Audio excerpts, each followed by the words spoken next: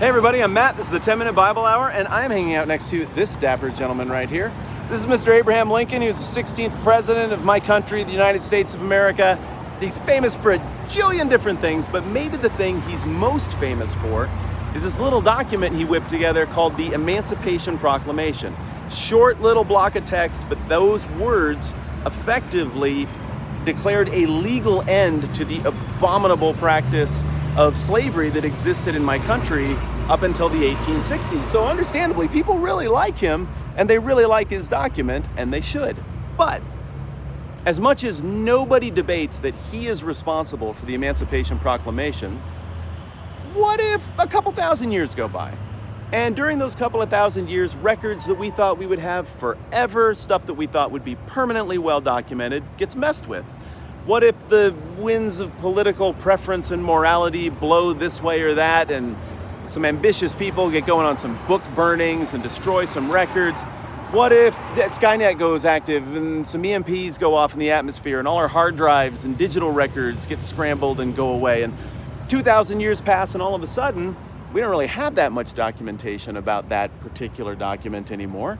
And maybe some people at that point would hold to the traditional view that, yeah, Lincoln wrote it. That's what everybody's always said. Nobody ever attributed it to anybody else.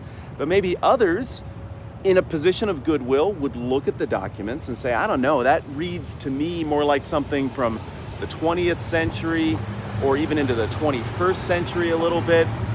I don't think it was Lincoln, they argue. Maybe they argue it's somebody else who wrote it after the fact, and then people just assigned Lincoln's name to it because, you know, it lended some credibility, or for whatever reason they might have done it. And you might be thinking, well, I mean, that sounds ridiculous and far-fetched, and maybe it is. And you might also be thinking, why would that matter? The document says what the document says, and in this hypothetical equation you're throwing out here, there's no debate about the actual text of the document. But how would it affect the way these hypothetical 2,000 years in the future generations would read and interpret the Emancipation Proclamation if they eventually came to believe that it wasn't written by Lincoln, but was written by this guy, Barack Obama, the first black president of the United States, 150 years after Lincoln? I think it does put a little different meaning, a little different spin on that. Also, check it out, they put his daughter in the sculpture. I absolutely love that. Good dadding, brother. Okay, but what if, hypothetically, 2,000 years from now, in addition to the Lincoln Emancipation Proclamation tradition, and in addition to the hypothetical Barack Obama Emancipation Proclamation tradition, we also had a hypothetical this lady Emancipation Proclamation tradition? It adds a different flavor, a different wrinkle, a different set of assumptions if we assign it to any of these different authors, because they're different people. And them having written it means something different. You read between the lines of that thing differently. It takes on a different significance. And likewise, when we talk about the books of the New Testament, the Gospels, the first four that tell the story of Jesus, we run into the same exact equation. 2,000 years after the fact, understandably, people are going to look at that and be like, it's a long time. The original sources aren't really with us anymore. What if somebody else wrote these things? And it's the kind of thing where you look at that and you're like, I don't know, why would that really matter? It's not that big a question. Only people who are obsessed with silly, picayunish things would care. But the reality is, if you can understand how these different proposed authorships of the Emancipation Proclamation affect the meaning and how we interpret that, you can also understand why it's actually a pretty interesting question for even normal people like you and me to ask about the authorship of the Gospel. So that's what we're going to talk about this time around. I'm Matt. This is the 10-Minute Bible Hour. Let's get after it. All right, my friends. You got basically two essential positions on the question of who wrote the Gospels: Matthew, Mark, Luke, and John. And I'm going to call the first one of these the traditional position because it's what it is. This position goes all the way back to the earliest documentation that speaks to the question, and a whole lot of people today still hold to this position, and that is that Matthew, Mark, Luke, and John were written by Matthew, Mark, Luke, and John. Matthew, the tax collector; Mark, the guy who palled around with Paul and Barnabas and then got canned at the end of the missionary journey there. And then Luke, who was the doctor, also a friend of Paul, also wrote Acts. John, the beloved disciple, who wrote 1st, 2nd, 3rd John. A lot of people think he wrote Revelation and is the guy who was last man standing at the cross, hanging out with Jesus when everybody else kind of bailed. The strength of this position is that it's very old and there's no competing tradition whatsoever. More on that in a minute. The weakness of this position is that the Gospels are technically anonymous. And theoretically, everybody, people who really are confident in the the accuracy and authority of the Bible, as well as people who are maybe a little more skeptical of that, would have to agree they are anonymous. There's no thing at the beginning of Matthew where Matthew's like, I, Matthew, a former tax collector, but now is one redeemed by the cross and a servant of the cross, do set forth a faithful account of the words and works of Jesus and the event. Like, there's nothing like that at all, like you get with Paul's letters and so forth, which I think really does leave the question reasonably open to be asked.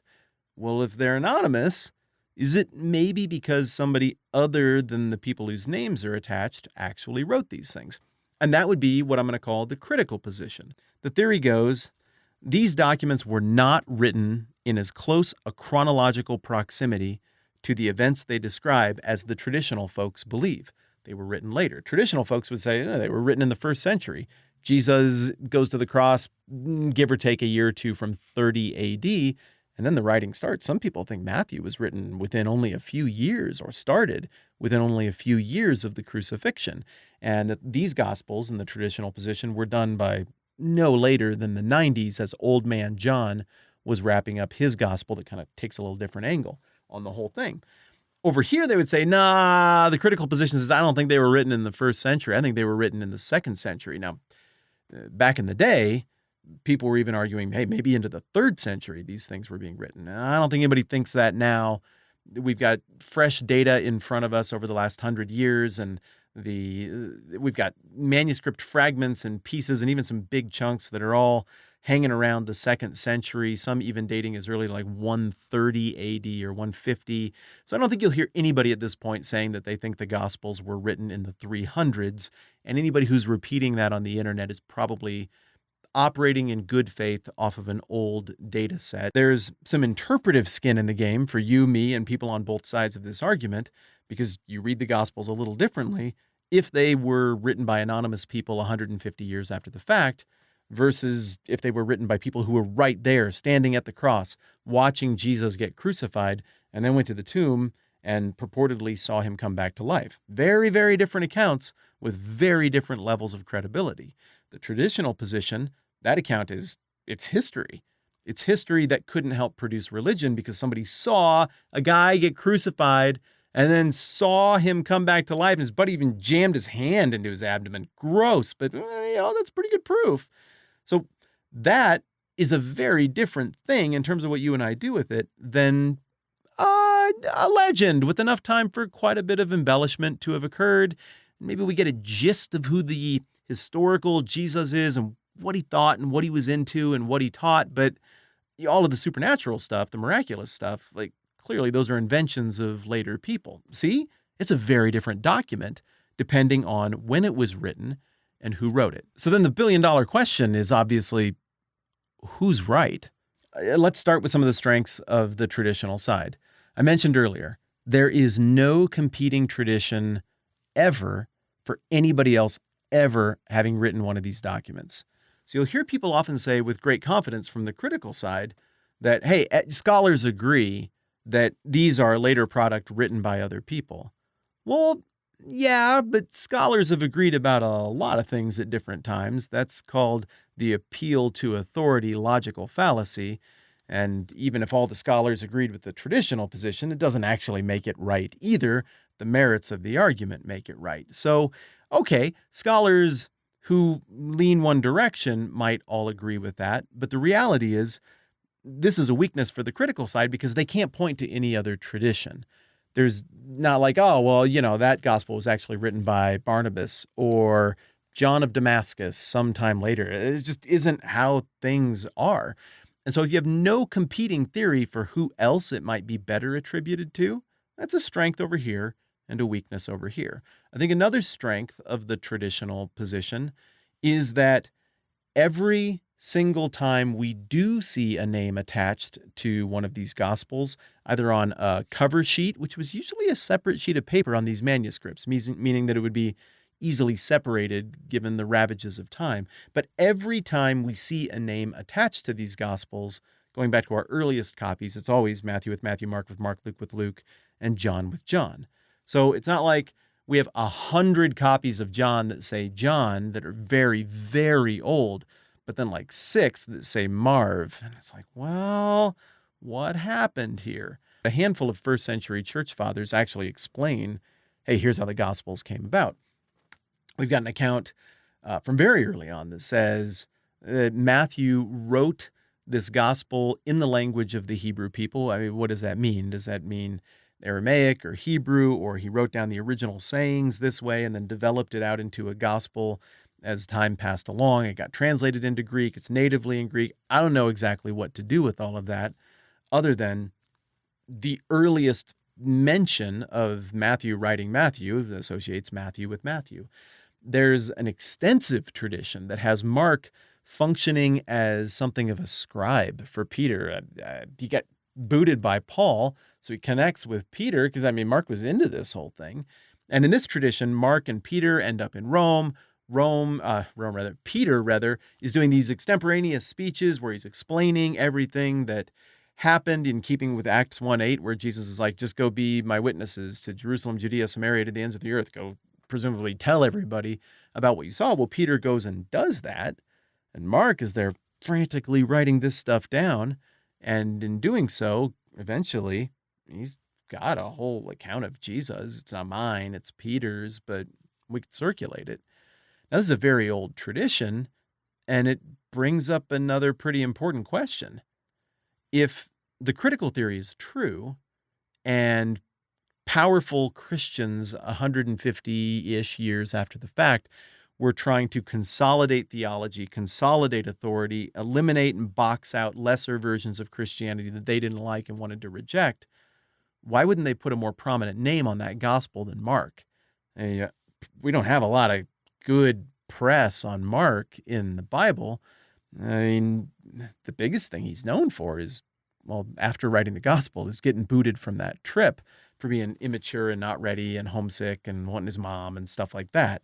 So it seems like Peter, who already had a strong connection with the very authoritative church in Rome, might be a better candidate. And any of the connotations you're imagining of like, oh, well, there are some groups today that don't like Peter very much. It's kind of a trigger because it associates with Catholicism and maybe they don't like Catholicism.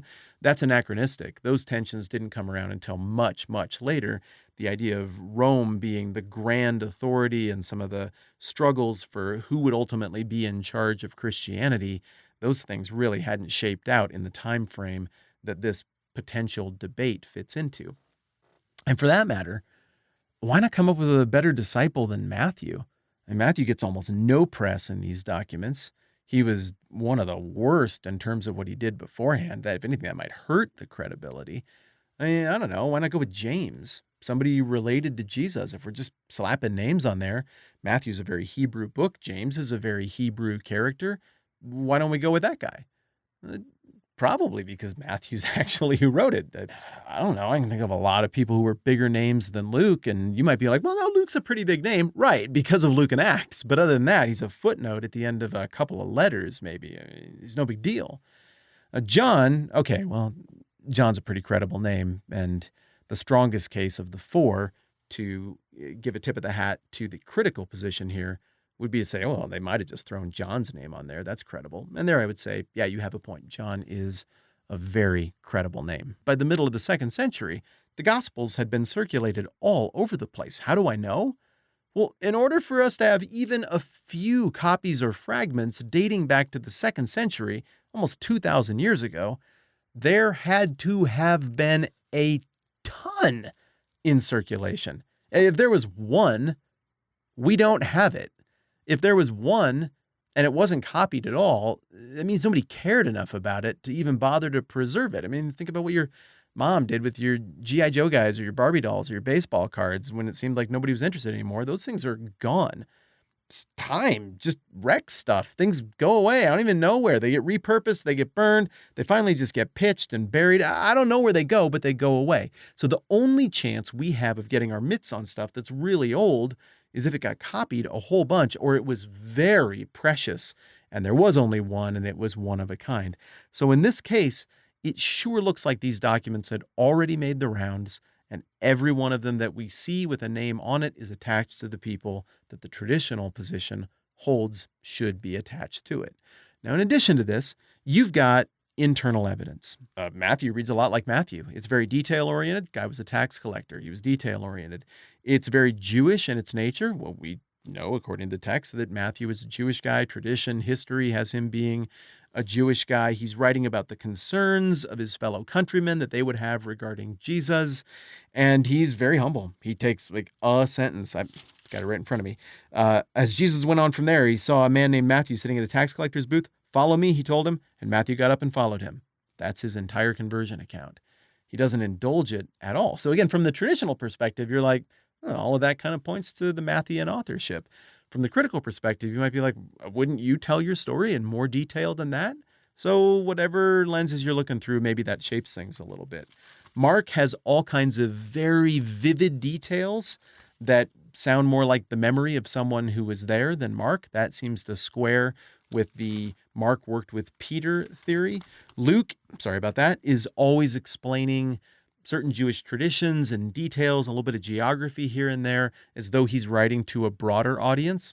Luke's a Gentile. He is part of the broader audience. He says he's writing to somebody named Theophilus. That's Greek. Okay, that kind of squares as well. And then John, wow, the internal evidence for John is pretty huge, including the fact that he describes a disciple being present at the cross when everybody else is gone. And this is where you get the famous passage where Jesus is like, hey, mom, check out your son. And that's John. And kid, check out your mom. It's like, there, now you take care of her. Jesus, taking care of his mom on the way out the door there.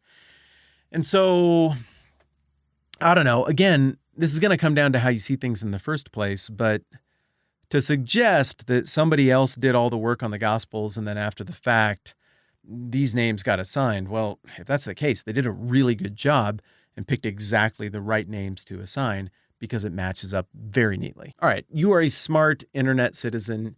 You can detect bias when you see it, and there is bias here. No, I'm not going to own that. I just think something. It's not bias because I thought about it fairly, and I think both positions have valid questions they're asking and make valid points. But come on, you're reading between the lines. I hold to the traditional position. I think Matthew, Mark, Luke, and John wrote these books. There's no competing tradition. There's no version of these books that has ever had any other name on them other than these four or nothing. Just because we don't see their names attached doesn't even mean it wasn't there in the first place. These manuscripts take damage over time. Cover sheets would have gone away. I'm not threatened by that. And further, the church didn't have the kind of centralized authority or unified thinking in the 2nd century to just arbitrarily tell everybody to change what they were regarding as scripture to some new title or some new thing. I hear people say, wow, there are all these different titles assigned, but that's really misleading. The truth is that the copies we have of the Gospels from the earliest days all either say Matthew or the Gospel according to Matthew or according to Matthew. And same with Mark, Luke, and John. That's not much variety. It sounds like semantics to me. All of them are pointing toward the same character. What I appreciate about the critical position and why I just don't want to demonize people who hold to it is that, look, if this thing is legit, you should be able to jab at it a lot, and that should be okay.